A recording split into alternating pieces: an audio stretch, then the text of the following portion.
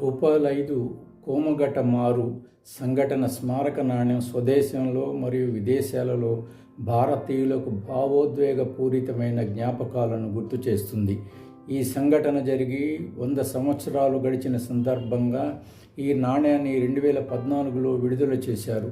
ఈ నాణ్యం వెనుక భాగంలో జపనీస్ ఆవిరి నౌక కోమగట మారు కనిపిస్తుంది. ఇది 1914లో 376 మంది భారతీయులను, ఎక్కువగా సిక్కులను మరియు ముస్లింలను, హిందువులను కూడా తీసుకెళ్ళింది. వారు కెనడాకు వలస వెళ్ళి కొత్త జీవితాలను ప్రారంభించాలని ఆశపడ్డారు. వ్యాంకోవర్లోని బురాండ్ ఇన్లెట్ రేవులో డాక్ చేశారు. ప్రయాణికులను 21 రోజుల పాటు ఓడకై పరిమితం చేసిన కెనడియన్ అధికారులు చివరికి ప్రవేశాన్ని నిరాకరించి బలవంతంగా తిరిగి భారతదేశానికి పంపించారు. ఓడ కలకత్తాలోని బడ్జ్ ఓడరేవుకు చేరుకున్నప్పుడు బ్రిటిష్ వలస ప్రభుత్వం ప్రయాణికులను రాజకీయ ఆందోళనకారులుగా భావించింది. దాంతో ఓడలో వివాదం చెలరేగి దాదాపు 20 మంది ప్రయాణికులను కాల్చి చంపారు.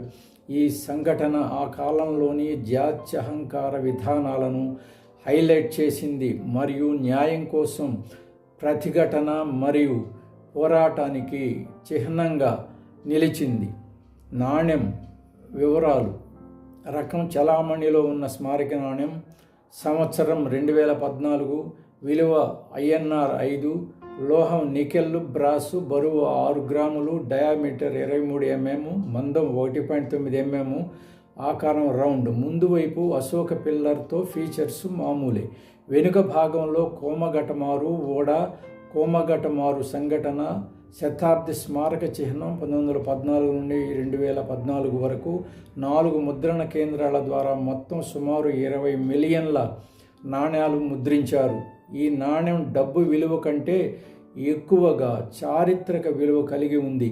కలెక్టర్లు అందరూ ఈ నాణ్యాన్ని ఎక్కువగా ఇష్టపడతారు. అనేక అంశాలపై ఆధారపడి UNC నాణ్యం విలువ దాదాపు 3,000, RBI సీల్డ్ ప్యాక్లు దాదాపు 5,000, ప్రూఫ్ నాణ్యాలు దాదాపు రూపాయలు 13,000 ఉండొచ్చు.